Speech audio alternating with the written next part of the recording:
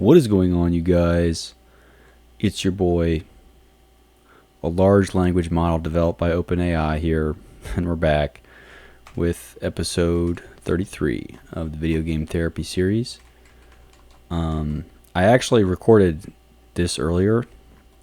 I got about 25 minutes in, but I'll say even I have standards for these videos, although sometimes it seems like I don't. And to be honest, at a certain point, I just asked myself, what the hell am I talking about? I was just kind of going in circles, not just logically. I just think with my, oh geez, this is pumping out good numbers here. But yeah, I was just kind of going in circles. I didn't really, honestly, I was disagree. I took a stance in the very beginning, not really a stance, but I formed some kind of thought, and then I just disagree with the thought pretty much almost immediately, and that doesn't really bode well to for a good discussion. So I'm just disagreeing with it and kind of went back and forth. Anyway, it ended up just being a shit show. So I axed it, and I was like, it's pretty bad even for me. I didn't really feel like I was being very thoughtful in any of it either. I feel like there wasn't a whole lot of new things being said or thought of. But anyway, I have an interesting kind of maybe it's like a debate topic. I'm not really sure, but it's interesting thought. And I'm not even sure why it came to my mind, but it is kind of centered somewhat around technology too, just because most of what I end up saying it ends up having something to do with technology. But either way, it's the idea of like genetic engineering. Everyone's kind of heard that for oh, this tomato is genetically engineered over thousands of years to be, but whatever. I mean more of like in the like the human sense, where you can, for example, if you knew that beforehand that a baby was going to be born with some mental illness, you could, well, I mean, I guess there's technology that exists now that can tell people that, and so they can, decide to do whatever they want to do. But I mean, like actually, like editing it. So, for example, like if you had a baby and you're like, all right, this person is, I'm not sure, it's going to be short and is going to have an IQ of like 70 or something. And you'd be like, well, no, make them tall and make them really smart. And, it's kind of like a choose your own character type level of thing. And I think it sounds science fiction-y, and I can kind of see why it sounds like you're just making a video game character in real life. But I think there is some technology or some research, or excuse me, there's some compelling reasons as to why this technology is possible. I think I'm not going to go into the minutia of why or why not this is possible. I think we can all agree that to a certain extent it is possible. Whatever that looks like. This is, I don't want to do it this way. Anyway, I think we can. I'll just run with the assumption that it is possible, and I'm not going to give a timeline on it. I'm just going to say that it's possible. Anyway, there are some real ethical, a lot of questions that pop up with this, which is why I think it was a good topic. To what extent of control should people have over? So assume that this technology exists. You're able, when you have a child, we're going to assume it's birth naturally. As a parent, you get to decide, all right, well, it's got these genes already. These are pretty weak numbers. So you guys want to bump these up, or well, I'm sure it's like a pay to play thing too. So it'd be like, oh, if you could afford it, you could give them the the intelligence pack or booster or whatever. I'm not really sure. Or make them make them some narcissist who can going to be the next billionaire or whatever by scamming people. But I don't know. Like, is that, if we could do that, again, should it be something that's allowed? Because on one end, I've framed it negatively. So I mean, if you're just hearing what I'm saying, you're like, well, no, obviously that sounds terrible. But I mean, if you think about it in the sense that we're gonna doom somebody to, let's say for example, somebody's gonna be born a little person. Is that what they're supposed to be called now?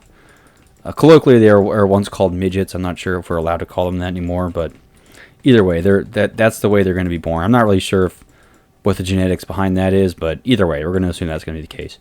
However, you could say, oh, well, the doctors could, change this. So in that sense, we go, well, it seems fair. Like, I wouldn't want anybody to live. That kind of sucks. I'm sure there's, there's benefits to it, but I mean, for the most part, it's going to be more difficult. So it's like, no, let's just not have them be that. Well, that seems reasonable, and especially with illnesses too. Like, oh, this person's going to be born with polio, or I don't really know. Again, it's some disease or some problem that's going to inhibit their, with really bad asthma, or their lungs are too small, or their throat's too, whatever. We could just kind of edit and make them like a 2K character where you can change all the stuff. I mean, it sounds good on paper, but I just think there's a lot of problems with that, especially if it comes down to, all right, well, assume people are going to do this so that their offspring will be successful, right? So we're gonna have a bunch of people running around that are super attractive, super tall, super smart. It'd be very competitive. It'd already be very competitive. You're kind of breeding people at that point for a very traditional measure of success. And so part of what I think the stochastic randomness of, oh my God, the world currently allows us is to define our own versions of success. Sorry, this stupid, how am I, thank God. So having just just a lot of genetic, just having like everyone having their own genetic, positives and negatives, I think allows people to define success how they want, right? So let's say I didn't even do anything. Okay. Anyway, let's say you're really short or something. Actually, that's a bad example. Let's just say that you're really dumb. Okay. Is success to you going to look like, oh, you're going to, be a PhD and create the new technology to do XYZ? No, like that's not even a reasonable. That's not reasonable for this person. They're just not disposed to that. And you can make the argument that, with the right environment and the right nurturing and all this other stuff, that they could be a PhD. And again, I'm not going to say that that's wrong, but at the same time, I think we can all agree that genetics play a large, if not majority, role in somebody's in their traditional idea of success. So, if somebody's born who's 8 feet tall and they want to be a basketball star, you can't make yourself grow, right? I mean, you can stretch your spine out and eat vegetables, but at a certain point, your genetics are going to cap you on certain things. And same with your intelligence and even your work ethic to some extent is capped. Creative ability, thinking, all that stuff. And I'm not saying I think it's good to pretend like it's totally dynamic, like everyone's starting with this blank slate and you're allowed to grow and do whatever. But I think if we're going to be realistic here, some of that's bullshit. Okay, your genetics define much, if not all, of where you end up. Also, kind of this luck element plays, and I've talked about that before, where it's just like, you just get unlucky, all of a sudden you just get testicular cancer, and it's like, what the fuck? That's not fair, So things like that you really can't control. So I don't know. If we're gonna just assume that genetics and luck play these big roles. Sorry, give me a sec. I'm gonna take a drink.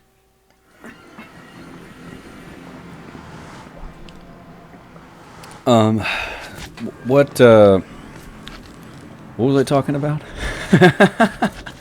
No, to be honest, I lost my train of thought pretty bad there. Geez. Anyway, to what extent should we be allowed to interfere?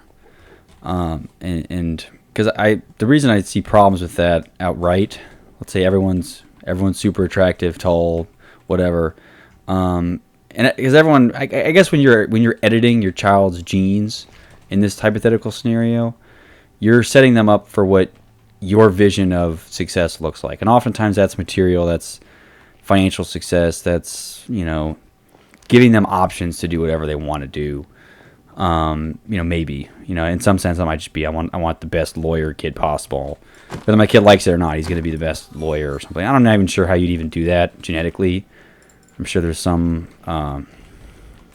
gene expressions that have.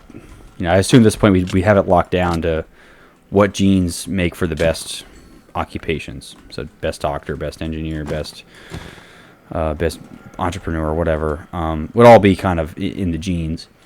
But you're also just kind of pigeonholing them into what you want for them and not what they might want for themselves, and also removing a lot of the, I don't know, or trying to control fate, for lack of a better word. Because I think one way to describe this stochastic randomness of the world and how chaotic and unfair it can be is just it's fate. Fate would have it that you get testicular cancer. Oh, there's nothing you can do about it. And to some extent, it's like a video game. It's interesting to play with the story, right? It wasn't like, the hero's quest is not this like, the hero was, it reminds me of that. I've only watched a few episodes of this, but it's an anime called One Punch Man. I'm not an anime person, so don't bucket me, please. The bucket is not. Don't bucket me. But it was I think the original premise, at least in the first episode or two, was that this guy could defeat any bad guy, any bugaboo or whatever, these these clowns that run around and I am the destroyer of the universe. He would just one punch, he would just kill them immediately. And it that's kind of the way I would see this, like, I don't know, this eugenics like dystopian future, is that everybody's so decked out with these ridiculous stats, for lack of a better word, that it's not really, you're kind of losing the point. It's not really fun to play a game. Like if you played a game, if you ever cheated in a video game before and like, gave yourself, like if I switched to creative mode right now and started playing, like it's not really, that kind of defeats the point of the playing in survival. It's not fun. It's not what I wanted to do. It's not really fun. And I suppose it's different when you're talking about like success of life as survival. So meaning that, like it'd be like playing Minecraft without a monitor. Like, yeah, everyone should at least be able to play with a monitor, but maybe, people have different, you don't get to cheat, right? You don't get to play in creative mode on survival. You get to have a monitor on, so it's not like, we're going to make sure you're not, I think for the medical, involvement of like, we're not going to give somebody a disease or set them up for a life of failure, just, because we don't want to interfere with destiny. That makes sense, but at the same time, there's also problems with letting everyone, choose their own character type of thing, with their kids. And again, it also just becomes this, you get to, people who have the most money could pay for the best stats. Otherwise, you're just kind of left with what you have. And I mean, maybe at this point we've evolved past money and whatnot, but I think at that point, in order for society to be like, I don't know, successful in term and not, eat its own tail, you'd have to at some point filter out, people who are, the motivations behind what people are doing, like why they're doing it, right? If you just do stuff, a lot of people do stuff just to make money, right? That's the only reason they're doing any of this is just to make money. And like, yeah, okay, it was one, what the hell you need all this money for? What are you going to do with all that? I think the society would have to be past a point where anyone would have any, it's not communist per se, but it's more like a video game. It'd be more like a Minecraft server where everyone gets their own thing. You can do whatever the hell you want. Like, you're not outright, you're not going to like, dying in this world would be like you not allowed to play Minecraft. Everyone gets to play Minecraft on their own world and do their own thing. But, you just get to kind of build whatever you want, do whatever you want. There's no, like, oh, I'm better than you. There'd be no, like, comparison anymore, right? Everyone would just get to play on their own Minecraft world, really. metaphorically at least. The real world would be, you could, if you wanted to go be a doctor, you could go be a doctor, but I'm sure we'd have that automated at that point. No one would have to work anymore. So I don't know, that there's implications there, but it's hard to argue against, like, the medical intervention part of, I guess, eugenics. Eugenics just as I don't like using the word because I think it's just associated with like Hitler. So I don't probably I'm on a list now for that. Sorry, YouTube, but yeah, I hate using that word, but like, I don't know, gene alteration of the fetus or something might be a better, DNA manipulation to help certain genes or something get be expressed. Stupid. Anyway, I see just I don't know, because the medical intervention makes sense, but then the more I think about, like, allowing people to to adjust their genetics, where's the line? Like, do you let people just make them all super geniuses? I mean, first of all, those people don't even really live that long most of the time because I don't know, I think they become, like, really nihilists and kill themselves. I think the people with the highest IQs end up just, like, they don't last that long on average, because I'm not really sure why. I think it has something. If I recall correctly, it's just they basically just, like, they take one look at humanity and are like, all right, this is brutal. I don't want to do this. I'm done. And they just kind of, or they get super obsessed with some weird problem, and I don't know. But I think whatever. There's other things there. Anyway, the topic of, like, that as a whole is an interesting one. And I'm not really sure what opinions I even have on it, to be honest, because you're kind of losing on both sides, no matter what you say. So I don't know. I just think it's interesting thought. Maybe maybe it's something that maybe it'll be more of a factor in the future. I wonder, because is more regulation the answer, right? Like, everyone only gets 2 genes to edit, the rest are up to chance, oh shoot, or is it, then what, and how is it going to be fairly distributed, right? What's the equity part of it? And I guess it really brings this other thing too. So let's suppose that we all are after this idea of material or success, whatever that means. So everyone's super tall and everyone's hot.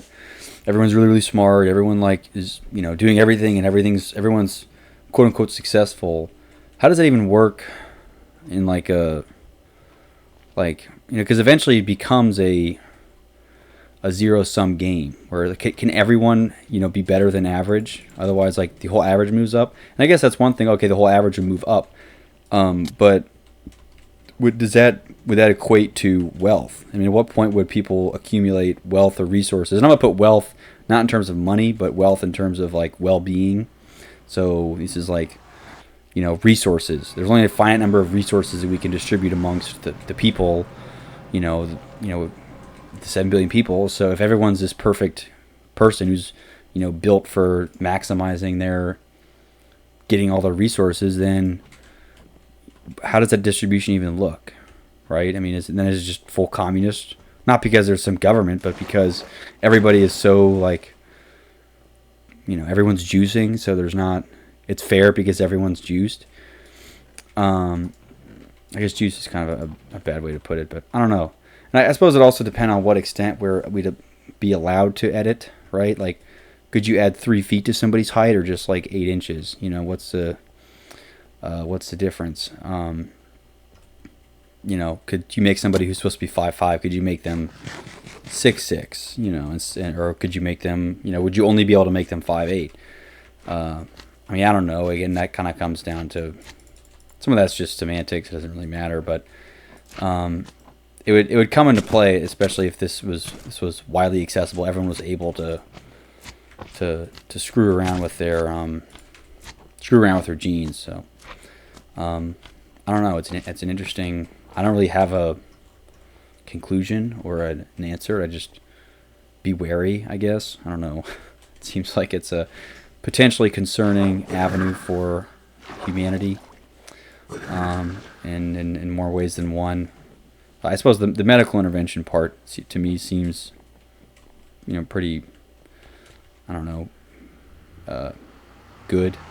But the other part kind of scares me, where people are able to modify their own things. I think part of what makes, life and, maybe many video games beautiful is that it's not, there's, you have to roll with the punches. And so it's part of is the story, and it's the success kind of independent of how, whatever shit hand you were dealt, so to speak.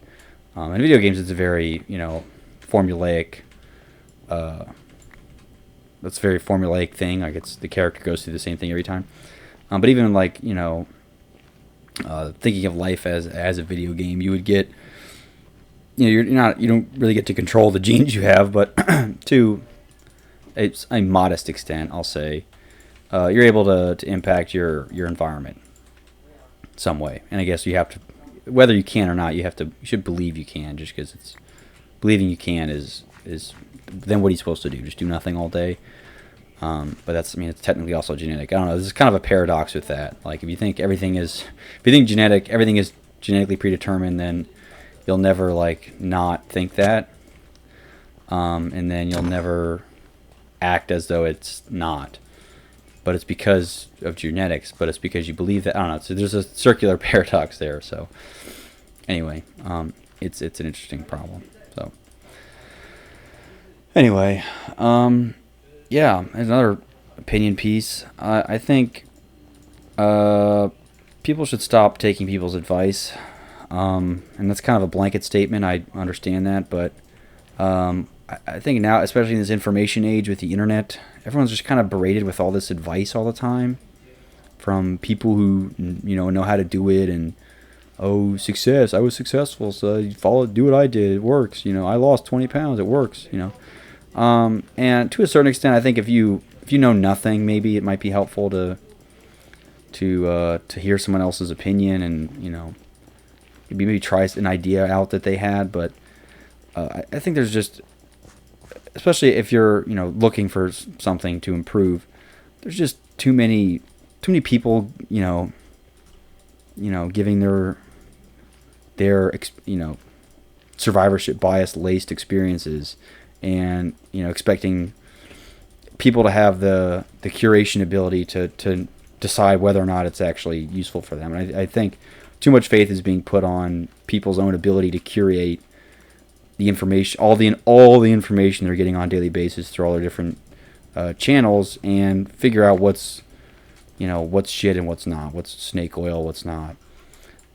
So and I'm not saying necessarily just disregard all of it, but certainly if you feel like you at least have a direction or something that you think works for you, if you've done a certain amount, I would just quit listening to what other people, and especially anyone who has a bit of a following online, because there's survivorship bias is baked into social media. So it's not like what they're saying or doing is gospel.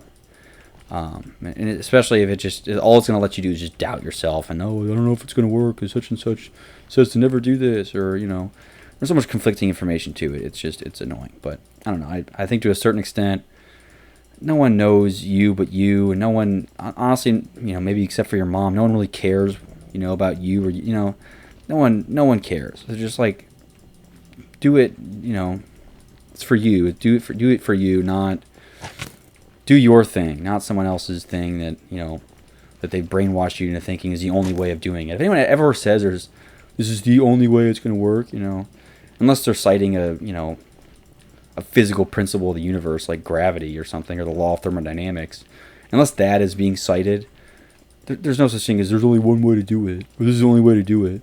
No, that's the way that might have worked for you, whatever this may be. That's not, declarative, and it's not gospel, all right? That's just, it's just your shitty opinion. But I don't know. I guess that's not really a hot take. Oh, there are shitty opinions online. Like, great one. It's not new at all. Anyway, I just thought I just because I feel like I'm being bombarded sometimes with everyone's got an opinion on, oh, this works, this doesn't. Oh, you should do this. Oh, you should do this. You should do this. Oh, I think you should do this. Oh, I think you're making a mistake. It's like, dude, go fuck yourself. I mean, unless I hired somebody as a consultant to tell me what to do, I guess advice that you don't want and ask for is advice that you don't need. So unless you ask for the advice or you want the advice or you're looking for stuff, don't take just unasked for advice. Unless you're actively seeking it, don't bother. So I guess that kind of is what my boiled down version of this advice is to just because someone gives you advice unprompted doesn't mean that it's worth a shit. People love giving advice, but they often don't follow any.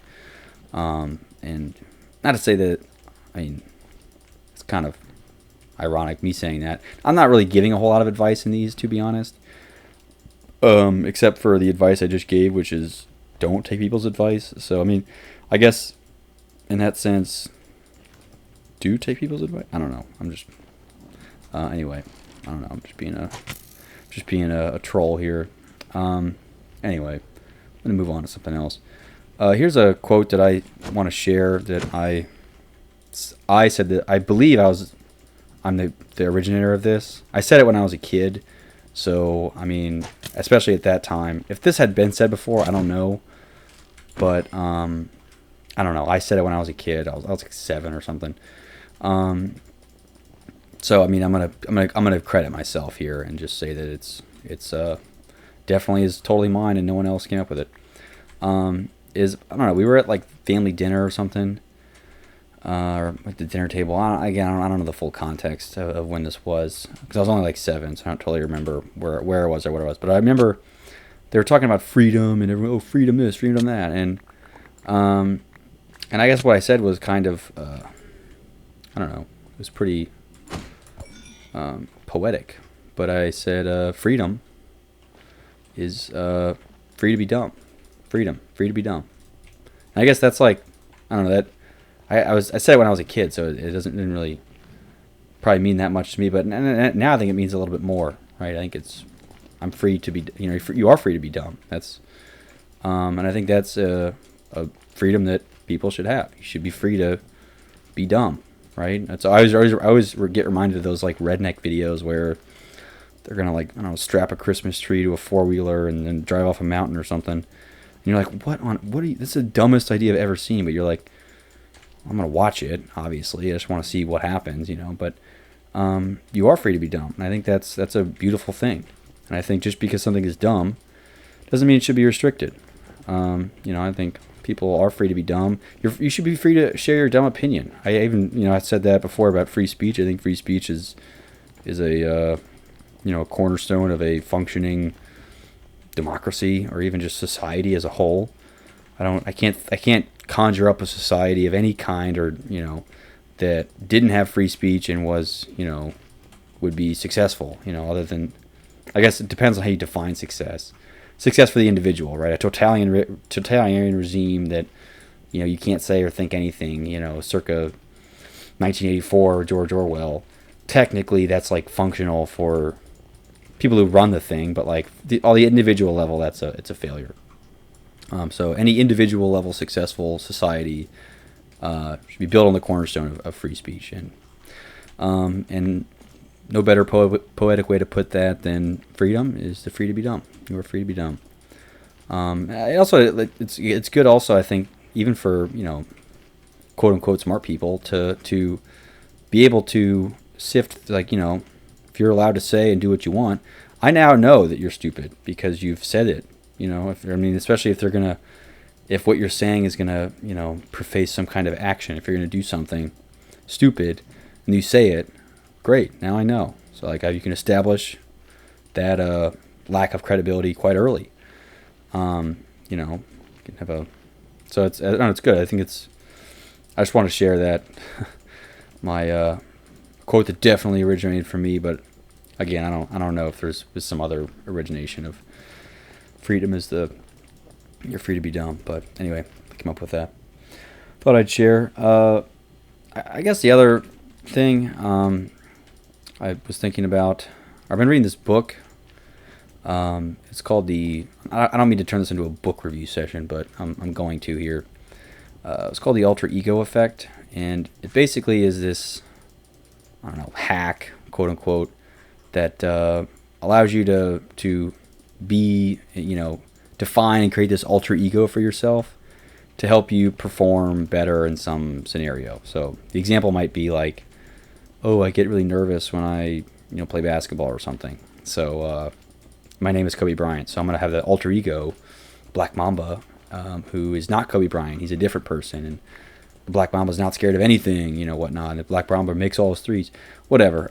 So I mean, you kind of get the point. This can be applied anywhere. You could be someone who's scared of it, giving board presentations for some business, and then your alter ego is like Chad businessman who runs in and has is the best presenter on the planet. He's the Jordan Belfort of presentations or something. Even for salesmen, you could just be, I'm Jordan Belfort. I'm the salesman. It doesn't have to be a real person or like an actor or celebrity. It can literally just be some made up, Joe Mama is all of a sudden this, this Riz master at the bar, like whatever. And again, you can kind of define these alter egos as you need them. But the book, it recommends creating one in whatever your field of play is. So I suppose if you have a profession, like if you're a professional athlete and you want to create one for, your when you play, I guess, you create an alter ego so that when the game starts, you can jump into that alter ego and you'll reap the performance benefits. And I think I believe in I'm not gonna say the science, but there's a psychological effect in place when somebody pretends to be someone else. Not really pretending. It's not like a fake it till you make it thing. I think you're more so just embodying a different persona, or different maybe attributes within you are being exacerbated or shown to a greater extent because of a different way you've defined them, right? So like while that self-conscious part of you still exists when you're giving a big presentation, it's much less pronounced when you're Chad presentation giver, whatever the alter ego is. Doesn't matter, but it's an interesting concept. I think it can get a little hairy maybe if you have like multiple alter egos, and I suppose people do this naturally all the time. Like you're gonna act differently, or different characteristics about you will be on display differently when you're around the boys or when you're around your mom, right? You're gonna or when your grandma's in town for Thanksgiving, you're gonna be very respectful and whatever. And then when you're in your room alone, doing all whatever the hell you guys do in your room, you're gonna act and think and do differently. And you're not a different person because of that. You're not like stepping into a different person. But I think this is more the conscious effort of doing so, especially when it comes to performing at whatever your career or livelihood is. So I think I'm not disagreeing at all with the effectiveness of it. I'm sure it works for a lot of people, especially anyone who's has exhausted other methods of trying to, I don't know, get out of their shell or get out of their own way, or whatever you want to put it. I don't know. I just think having multiple can be problematic, especially if you begin to become a different person because of it. And I guess part of this goes down to the malleability of people and personalities, like how malleable is a personality or a person. But suppose I'm in, I don't like talking to people or something, and I step into social buckets, and when I'm social buckets, I'm the social butterfly. I love this and that, and I guess that's not really a bad thing. But what if my job is to be a computer hacker? I'm gonna go hack into stuff, and I jump into my hacker persona. And if I stay in my hacker persona all the time, I'm just like can become this someone who what's a hacker persona? Let's define it. This guy is secluded, doesn't communicate very well, but he's quick and efficient with whatever. He types really fast, yada yada yada. You can go on and on and on. I'm sure they're not all positive traits. I'm sure there's some things that are only in there because it helps him at the job. But at home he's hacker. It probably isn't the best dad, because he's always in the hacker. Oh, gotta break it, whatever mindset this is. This is a terrible example, but I hope you get the point. And I mean, I don't know. Is it possible that spending all that time in this different persona could have negative impacts on you? So like if you, I guess the sports thing might be better. So like, let's say you're a football running back, and so your persona is like the bull. I'm the bull. I'm the bull. I'm the bull, and you are always jumping into this bull persona. Well, I mean, you probably shouldn't be the bull at home, right? I think with probably don't live in a china shop, but I'm sure your wife or your kid or whoever is not interested in, being fathered by the bull, right? You gotta, so stop, be a normal dad for like once. And I mean, I don't know, I don't, and that's kind of an extreme example in the sense that someone's not able to turn it off, but I hope you see there's some potential that somebody could, maybe overstep their, kind of buy into these personas. It can be, at least I see it as potentially problematic after a while, especially if it's something you really lean on to perform well. I think it can have an impact. So I guess in that sense, I agree with the sense that personality is somewhat, what you, like I said, what you see and think is what you do, and what you do is who you are. So if you see and think and do like the bull, you're going to become probably more like the bull.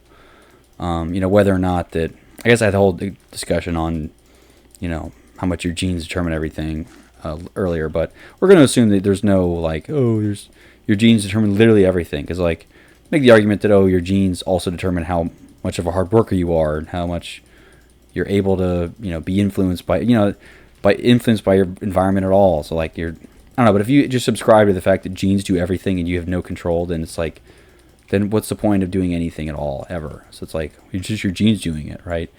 I think it's just a cop out for people to have an excuse not to do anything, or at least not to try to do anything, even if it's I don't know. Well, it's not my genes to give effort. It's like, okay, well, so we're not going to go anywhere ever if we just believe like that. So anyway, if you become the bull too much, you might bulldoze everything of your life, including your relationship with your family and your wife and kids. So there's some. I just want to bring up that concern, I think, with this idea of an alter ego. Although it's an interesting concept. I do think it's probably effective. I think if I kind of got myself into what would myself be like as a bull, I might act more bullish as a running back, or whatever. And I think the guy uses examples from Beyonce and Kobe, and I think there was a running back in there too, like the Bus or something. I don't know who the Bus is. Some guy who played in the 50s or 60s or something. But anyway, they use the examples, and so it's a real thing. People do it. I just it's potentially some problems with it. I mean, the other issue I had, this is just more semantic issues with the book. The guy, like, every second or third word in the thing is capitalized because he like creates his own definitions for all these terms he uses all the time. Whereas I might just say like, what the heck? Where I might just say like, wherever you're performing. So like, if you're a chef, your performance is in the kitchen. If you're a teacher, it's in the classroom. If you're an athlete, it's on whatever field you're on, right? But he uses like field of play, like capital F, capital P. And that's just an example. He uses like everything for that. Like, so every word that I described here, as I would describe it to a layman, he has to use some capitalized word. And maybe it's just the capitalizations to me that are obnoxious. I don't like seeing capitalized words they jump out. So it's like if every word in your whole book is capitalized, what the hell are you doing? Like, stop defining, you don't need your own definition, some patent pending definition of every word you use in your book. Like, just explain it normally and, people will get the point. You don't need to make it some patentable, licensable thing. Maybe it's just to sue people who, use it. So now that I said alter ego, because it's trademarked, so you can't say it or use it, that's his property. Maybe that's the play for him. I don't know. But if it is, it's kind of scummy because, I mean, alter ego is probably a decent way to describe it, even to a layman, because you kind of get what I'm talking about when I say alter ego. Although it's not like, bipolar disorder thing where it's like, your second brain. It's just more so like somebody that embodies different characteristics, but has a name and has its, a certain adjustments to your, baseline person that are exacerbated or are, I don't know, shown out in this alter ego. Anyway, I thought his capitalization of the book was annoying, but whatever. That's, again, it's not a book review thing. I'm just had an aside because I thought the idea of alter egos are interesting. But anyway, oh shit, oh my god. Anyway, sorry, I'm gonna get out of the way of this stupid. What the actual? Okay, just getting destroyed. Anyway, let's see. Let me look at this. Look at my sheet here. Yeah, I suppose I can dive into this. I don't know. I'll probably just be ostracized for just even suggesting this as an idea, but I mean, we're often just as people that exist. We live in a society. Just, we tend not to just question the way things are, especially once we're acclimated to how it works, right? You don't really question, oh, well, why do I need food? It's like, well, do I need to explain that to you, really? And that's fair. I think there's a certain point where, there's the point where that's fair, totally. Like, you don't have to explain to everybody every day why we need to eat food. Like, that makes sense. Like, our bodies need it, whatnot. But especially if we talk about more social things, like, why do we say hello and goodbye? I don't know. We've done it for forever. And there's just kind of these things that we just do and don't really think about and question ever. So I don't know. It's totally fair that this will be met with scrutiny, and I'm totally fine with that. But, because you think about, okay, what is the archetypical life cycle of, I don't know, someone who wants to be successful. But again, it's successful is also a social thing. It's not like there's some, I guess biological success is, the true success of a person, but we're going to go beyond the biological and say that there's some fulfillment level or financial success that also accompanies, the biological success of just reproducing. Because that's a little reductive. Anyway, so the archetype is, okay, you go to school, you get good grades. Now I guess you go to college before they, price everybody out of it. I don't whatever they're doing with that. And then you get a job, and then you work the job, and then that's just kind of what you do. You work it for as long as you need before you have enough money or whatever to not work it anymore, and then you can kind of just do whatever you want, mess around. But at some point in there, you got to have kids, right? So you can achieve that biological success. That's a check mark. Definitely need to have that. And the financial part is just so when you can stop working. So you can stop working then. But you have to work in order to get the financial check mark, right? You can't just get the financial check mark unless you're just born to a rich family. But that I'm not going to include that because that's not really fair. But you got to work to do all that, and I get that. That kind of makes sense. But then I'm thinking about there's this interesting law. It's called Price's Law. And it's not really a law. I think whoever came up with this is not a mathematician or probably just a lawyer or some other clown. They said Price's Law is that within an organization, 50% of the work that the organization does is only done by the square root of the number of employees. So for an example, if there were 9 employees at an organization, 3 of them are responsible for 50% of the work. This extends if there were 100, 10 are doing 10 people out of the 100. So like 10% of the people are doing half of the work. So that's not fair, whatever. And it kind of what it really begs the question of is certainly there's a lot of people that their whole job in order to get that financial check mark is not, it doesn't matter. It's a bullshit job. I think there's a whole book about it called Bullshit Jobs. I haven't read that, but I might read it. It sounds interesting. But there's a whole, certainly not all of those jobs are necessary. Right. But I think the people themselves, oh no, my job is very important. It's very important that I, check boxes or do whatever, or quality control or, whatever it is. When unfortunately, a lot of people, their jobs don't mean anything, so they're kind of worthless. So it's okay. So if your job is worthless, and let's say there's a lot of jobs that are worthless, I don't know what the number is, right? You can probably come up with a number if you wanted to, but there's a lot of jobs that are worthless. So then why do those jobs exist in the first place? It's like, okay, well, we need to have enough jobs for people to have jobs. Well, I mean, yes, kind of, but that's under the assumption that everyone needs to have a job. So then what about people who don't, like, what, you said, you're not going to work, you lazy, you're not going to work? Everyone's got to work. Well, everyone's got to work because we've always kind of worked, right? But I think at a certain point, especially, like, once everyone can get food and everybody can, like, I don't know. And I guess part of it's you got to contribute something. But we've established that most of these jobs are bullshit. So you're not really contributing anything. You're falsely contributing so that, we can give you money so you can exchange it for food. But your job is meaningless. Everyone knows that. It's like you could get eliminated and it wouldn't matter. But the thing is, you're not going to get any money now because you don't get to eat your food because your job's worthless. You don't have a job anymore. So you have to have a job to have the money, and then the money is what allows you to buy stuff, food, and survive. So you need the money to survive. That's kind of a given. But don't we have enough food? I mean, most people are overweight anyway.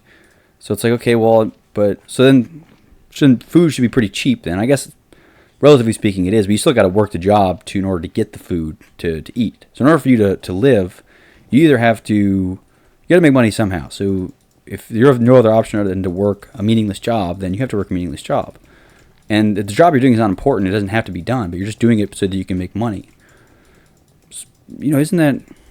I mean, not to say that... So the solution isn't to be, the people that don't do anything should be given free money. And everyone, no, I think there's value in the historical way of, okay, this person works a job that is important, that he's actually doing something, or he or she's doing something, so we gotta give them money to do this and that. But certainly there's millions of people that are doing jobs and looking busy just because they know they'll get the money, so they need the money to survive. But they're not like making any food, they're not building roads, they're not doing anything that's actually important. They wouldn't have to have that job, but they're getting money.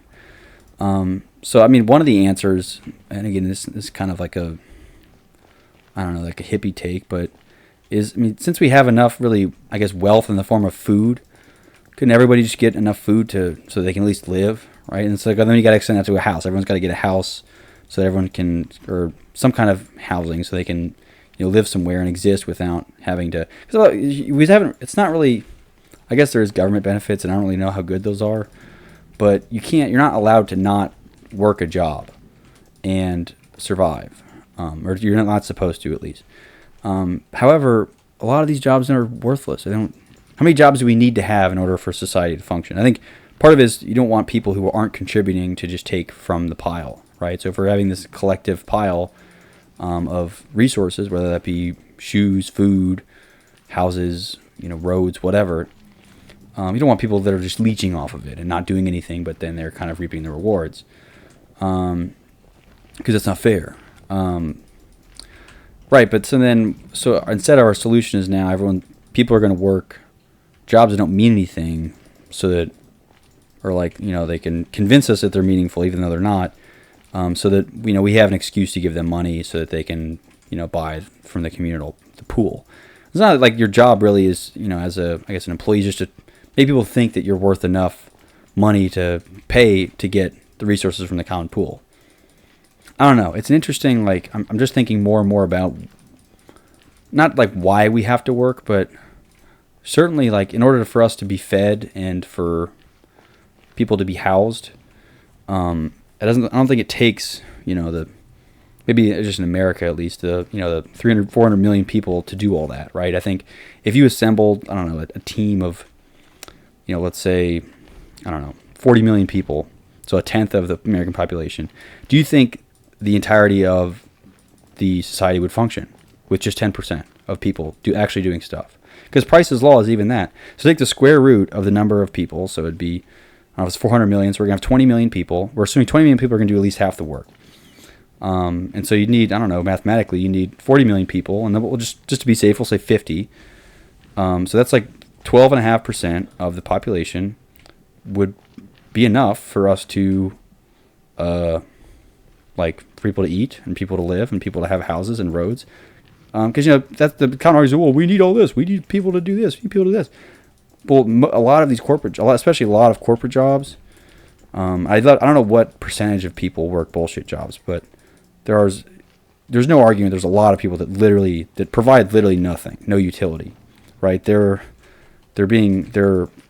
compensation is not equal to whatever their value they're bringing to the collective whole, right? I think teachers, they have it's pretty clear to say, oh, well, they're teaching people. Okay, that's fair.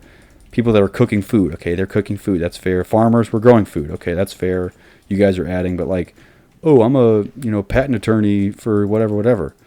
I'm one of 10 patent attorneys on our team. It's okay. Well, you guys need 10 of. Is there 10 of you? Like, yeah, we need 10 of us. It's like, okay, well, you sure? Seems like all right. I mean, there shouldn't only be like 2 or 3 of you should be enough. It's like, well, it's just in case, It's like, well, you probably don't need. I mean, the fact that you could argue if you have the budget for that much, and you can, but you don't need. That's a lot of that is excess, and they're doing that because they need to have a job, and they've decided that they're going to be a lawyer, and they make money, and the society's going to pay them for it. But they're ultimately not necessary. We don't need them. And maybe well, we need more people doing this and that. But I think if you were to see how many people within America would we realistically need in order for all of us to be closed, housed, and fed, I don't know. It's certainly not 100% of the population. Most people don't. There's a lot of people that wouldn't have to do anything, right? 50 million out of, I say 12 and a half. So to be generous, if anything, it'd be 10%, or 40 million or ish, something like that, would be enough for society to function. But the issue is we can't have freeloaders, so we have to have some kind of solution for that. So I don't know. I definitely understand, like, oh, we can't have people just do nothing and get stuff, but there's also just why do we have to have? Certainly, there's a better way. It's making people like fake work so that we can pay them, versus like I don't know. There's only so much basic function that society needs to have in order for it to work, right? People need to grow food and pave roads and build stuff, but honestly, like, we don't need 40,000 patent attorneys for they don't do anything, right? They're just kind of they don't do anything. But anyway, go read the book on bullshit jobs if something interests you. Anyway, I'm gonna wrap it up there. Kind of all over the place today. So I don't know. Sorry, not sorry, but yeah, take it easy. Later.